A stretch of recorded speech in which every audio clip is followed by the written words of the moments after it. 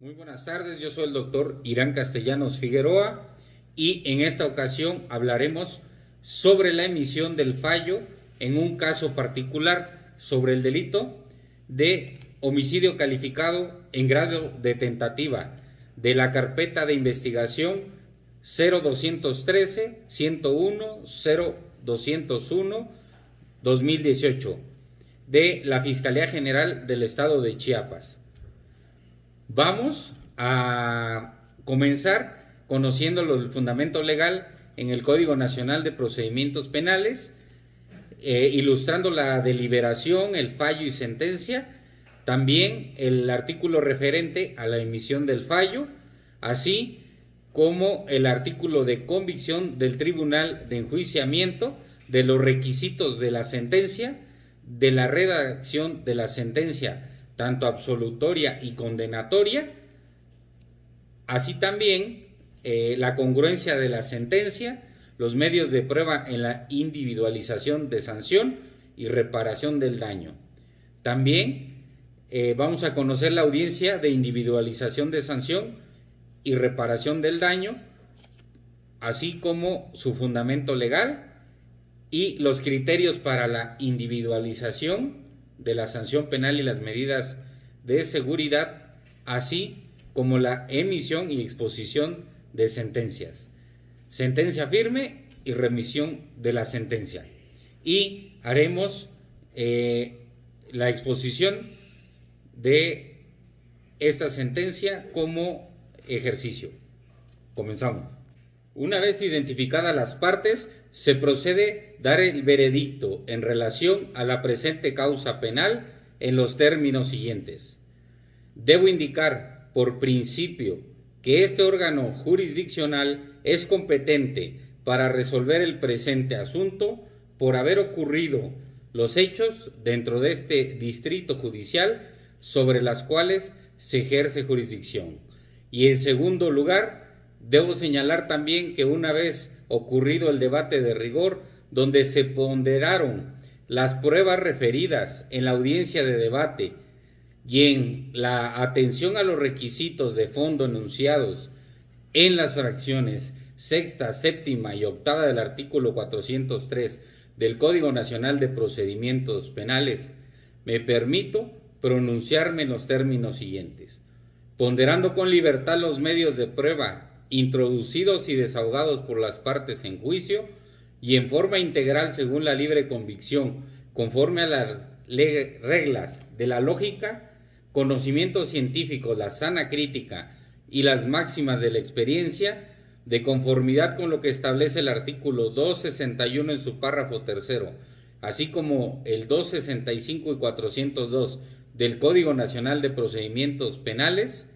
en concordancia con los lineamientos contenidos en el artículo 20 apartado A, fracciones tercera y cuarta de la Constitución Política de los Estados Unidos Mexicanos y el 17 del Código Penal del Estado, y de tal manera que pueda concluirse si se absuelve o se condena al hoy acusado, en el entendido de que solamente se le dictará una sentencia condenatoria cuando existe convicción de su culpabilidad, bajo el principio general de que la carga de la prueba le corresponde demostrar a la parte acusadora, por lo tanto, se le presume inocente hasta que no se declare su responsabilidad mediante una sentencia. En ese tenor, también he de puntualizar que de acuerdo a lo que establece el artículo 90 del Código Penal vigente en el estado de Chiapas, el cual establece que el delito es la conducta típica antijurídica y culpable, así tenemos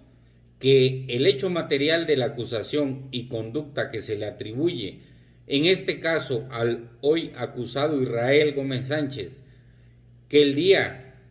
20 de mayo del 2018, cuando eran las 21 horas con 15 minutos, Israel Gómez Sánchez se encontraba al interior de su domicilio, ubicado en la avenida Tlaxcala Manzana 111, lote 16 de la calle Puerto Arista de la colonia Granjas, en la ciudad de Tuxtla Gutiérrez, Chiapas, y empezó a agredir verbalmente a su señora madre de nombre María del Carmen Sánchez Hernández, y a su hermano Rey David Gómez Sánchez, por lo que momentos después llegaron elementos de la policía estatal, encontrándose en esos momentos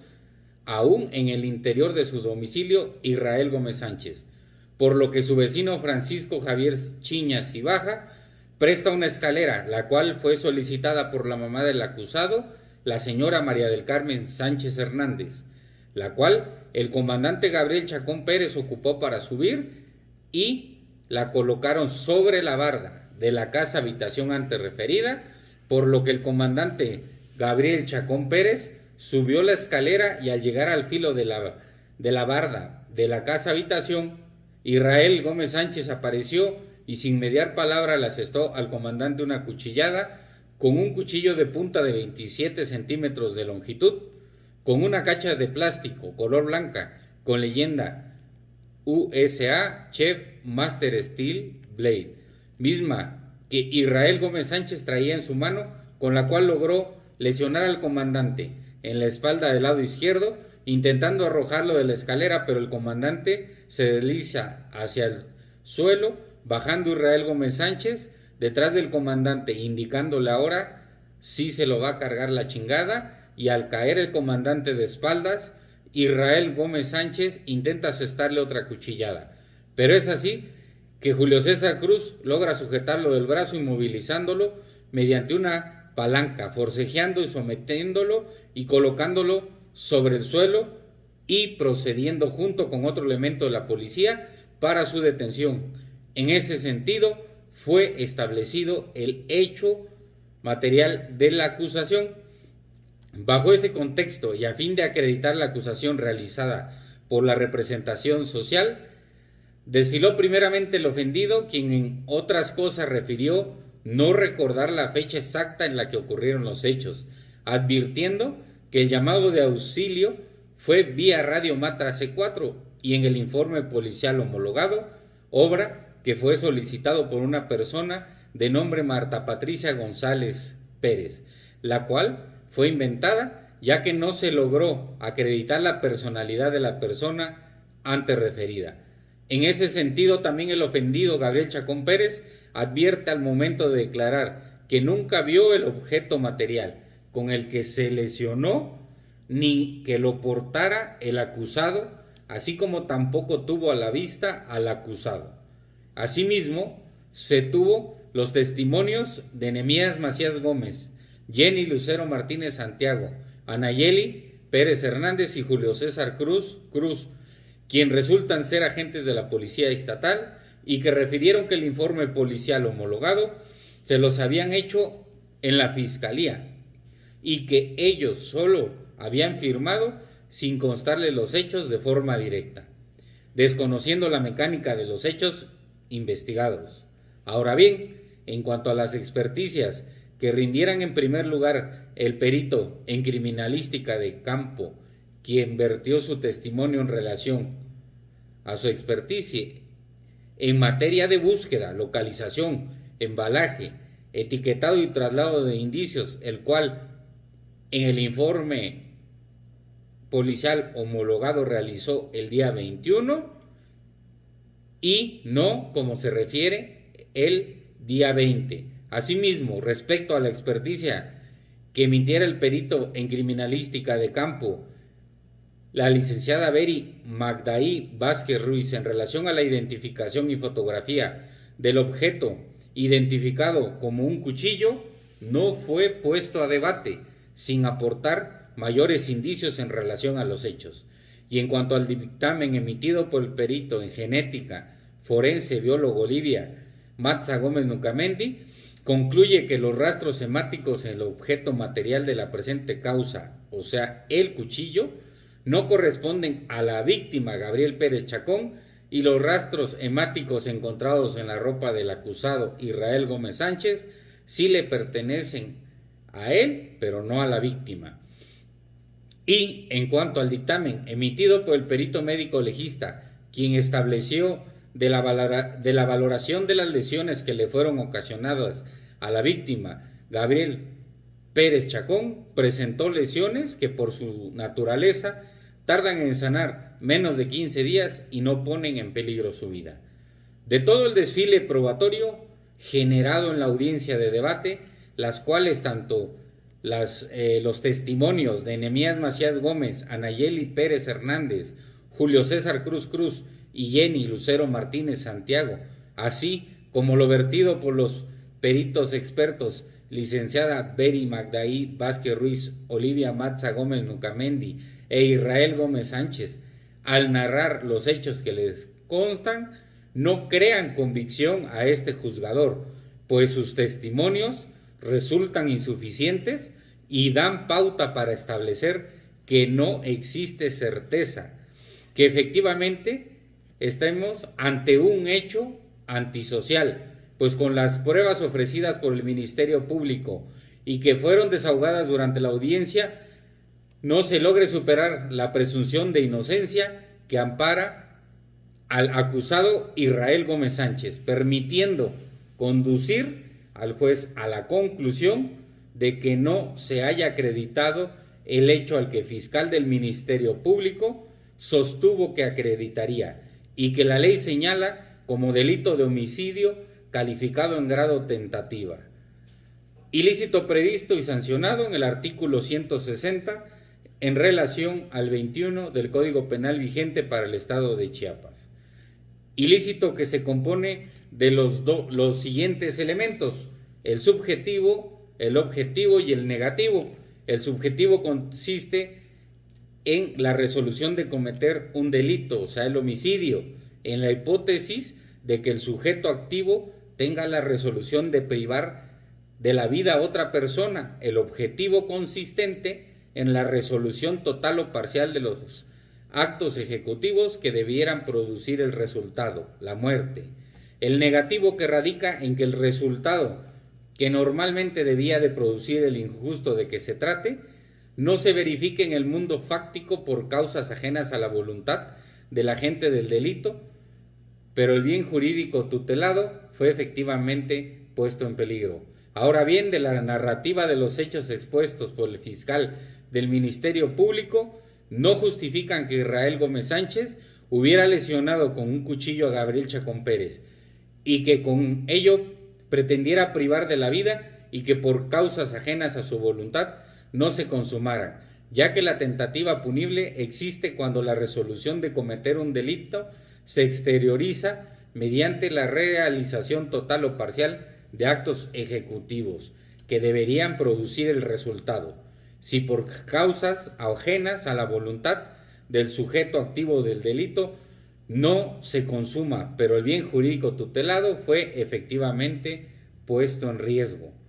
Ello en atención a lo que establece la redacción del invocado precepto 21 del Código Punitivo Local, que establece que para la actualización de la tentativa punible es indispensable que el sujeto activo tenga la deliberada intención de cometer un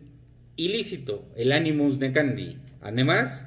no se requiere únicamente de actitudes que permitan suponer que se va a cometer un delito, sino de actos positivos que constituyan un principio de ejecución de esa conducta antijurídica, la cual no llega a su consumación por el concurso de una fuerza extraña al autor que lo impide y que es ajena a la voluntad del actor. A este respecto, la primera sala de nuestro máximo tribunal ha sostenido el criterio de que los actos de ejecución,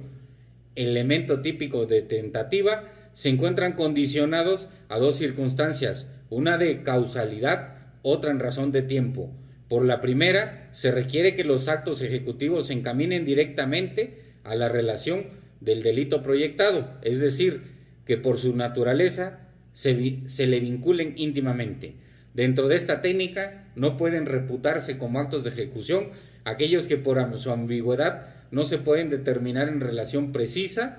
con el delito que se va a cometer o que por su naturaleza constituyen actos preparatorios.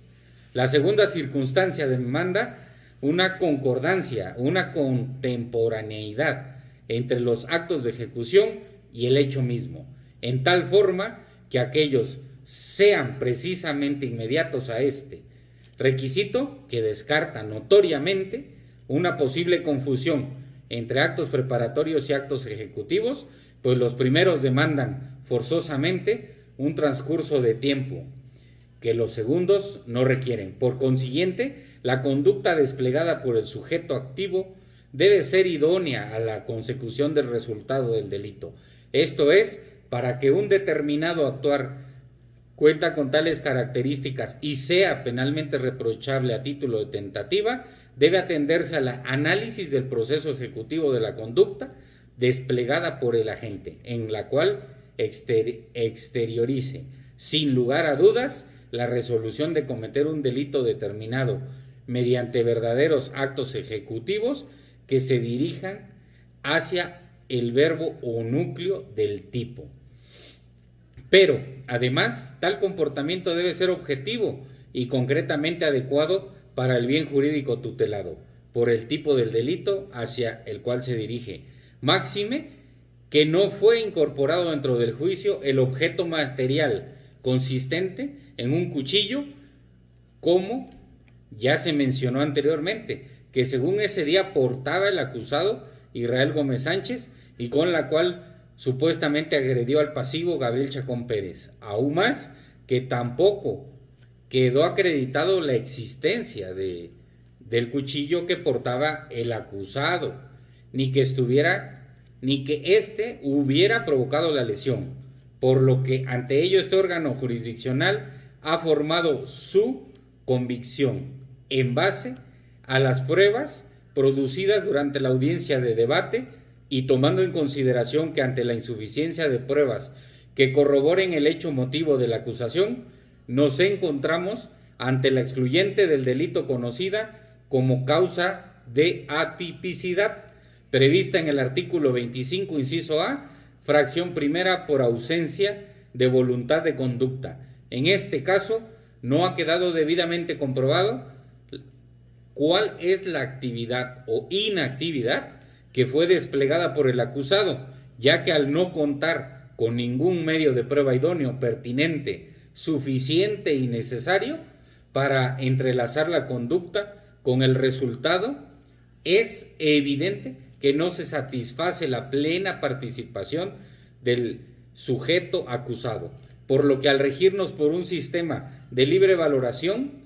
de la prueba, resulta fundamentalmente el principio de inmediación, resultando en esencia para formar la convicción no solo por el relato, sino además la congruencia de cada uno de ellos, a fin de que este resolutor ha percibido las declaraciones de los testigos y peritos ya mencionados a través de sus sentidos, sin que los mismos hayan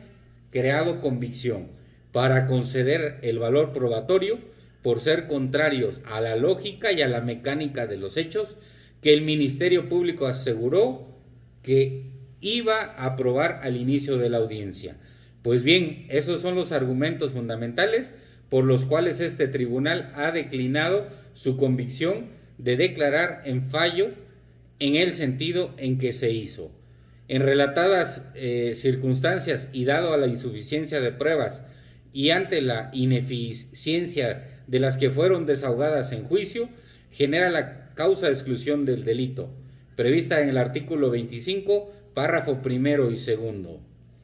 en su fracción primera, inciso A del Código Penal del Estado, máxime aún que la Suprema Corte de Justicia de la Nación ha sostenido que en materia procesal penal el principio de presunción de inocencia, contenido en el artículo 20, apartado B, fracción segunda de nuestra Constitución, y el 13 del Código Nacional de Procedimientos Penales, que imponen la obligación de arrojar la carga de la prueba al acusador. Dicha figura jurídica es un derecho fundamental cuyo alcance trasciende la órbita del debido proceso, porque su aplicación se garantiza la protección de otros derechos fundamentales, como la dignidad humana, que podrían ser vulnerados por actuaciones penales o disciplinas irregulares. Es decir, este principio constituye el derecho de recibir la consideración y el trato de no autor o no partícipe en un hecho de carácter delictivo o en otro tipo de infracciones, mientras no se demuestre culpabilidad, sirviéndose de apoyo al criterio de este tribunal de enjuiciamiento la tesis de jurisprudencia, cuya fuente y rubro dice época décima, registro 26091, instancia primera sala. La fuente es la Gaceta del Semanario Judicial de la Federación, libro 5, abril del 2014, tomo 1, materias constitucional. Presunción de inocencia como estándar de prueba. Así también la tesis cuya fuente y rubro dice época décima época, registro 201-1871, instancia primera sala. Presunción de inocencia como estándar de prueba. Condiciones para estimar que existe prueba de cargo suficiente para desvirtuarla. Por lo que ante ello se ordena levantar la medida cautelar que les fue impuesta, girándose inmediatamente la correspondiente boleta de libertad al director del reclusorio número 10. En ese contexto, ponderando, como se refirió anteriormente, se dicta sentencia absolutoria en favor de Israel Gómez Sánchez por la acusación hecha por el Ministerio Público en su contra dentro de la causa penal 124-2018 por el delito de homicidio calificado en grado de tentativa. Por el delito de homicidio calificado en grado de tentativa, cometido en agravio de Gabriel Chacón Pérez, toda vez que de los hechos narrados y las pruebas desahogadas en juicio han llevado a la convicción,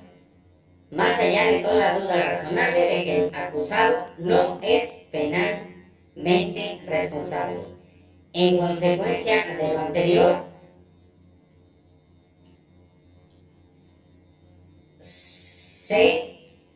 y en atención al sentido de este fallo, como se comentó anteriormente, y a la disposición contenida en el numeral 401, párrafo cuarto del Código Nacional de Procedimientos Penales, del auto de apertura a juicio dictado en la causa de fecha 4 de abril de 2018, se impuso como medida cautelar al encausado Israel Gómez Sánchez, consistente en prisión preventiva oficiosa, prevista en el artículo 155, fracción 14 del Código Nacional de Procedimientos Penales, y al cuidado del Centro Estatal para la Reinserción Social del sentenciado número 10 de esta ciudad. Se ordena la cancelación de las mismas, cesando sus efectos, y en consecuencia se ordena la inmediata libertad del encausado respecto a la causa que nos ocupa, debiendo comunicarse lo anterior al titular de dicho centro para su cumplimiento y efectos legales conducentes. Hágase saber a las partes de conformidad con lo dispuesto por los artículos 468, fracción segunda y 471, párrafo segundo del Código Nacional de Procedimientos Penales, el término de 10 días hábiles que la ley les concede para recurrir la presente sentencia, contados a partir del día siguiente en el que queden debidamente notificados. Con fundamento en los artículos 63 y 82, fracción primera, inciso A del Código Nacional de Procedimientos Penales, las partes intervinientes en la audiencia relativa quedaron debidamente notificadas de la presente decisión y los alcances de la misma. Con fundamento en lo establecido en el precepto 401, párrafo último del Código Nacional de Procedimientos Penales, a petición de la Fiscalía, Defensor Público y Acusado, se tiene por dispensada la lectura y explicación de la sentencia escrita, que la notificación de la misma surte efectos a partir de ese momento, acorde al numeral 404, segundo párrafo del mismo ordenamiento procesal. En consecuencia, se hace saber a las partes presentes en la audiencia a pronunciar el fallo y explicación de la sentencia oral, donde se plasmaron las consideraciones relativas a los antecedentes del caso, hechos probados y fundamentación jurídica y valoración probatoria para dictar una sentencia absolutoria, que la notificación de la misma surte efectos a partir de este momento, acorde al numeral 404, segundo párrafo del mismo ordenamiento procesal. Se ordena la emisión escrita del fallo acorde a los lineamientos del artículo 67, fracción séptima, 403 y 404 del citado ordenamiento procesal dentro del término de 5 días hábiles. De conformidad con el numeral 50 del Código Nacional de Procedimientos Penales, se autoriza la expedición de audio y video de la audiencia de debate y de la sentencia al Ministerio Público y Defensa a través de la Jefatura de Causas mediante el sistema administrativo establecido para tal efecto. Siendo las 16:50, se declara formalmente cerrada la presente audiencia.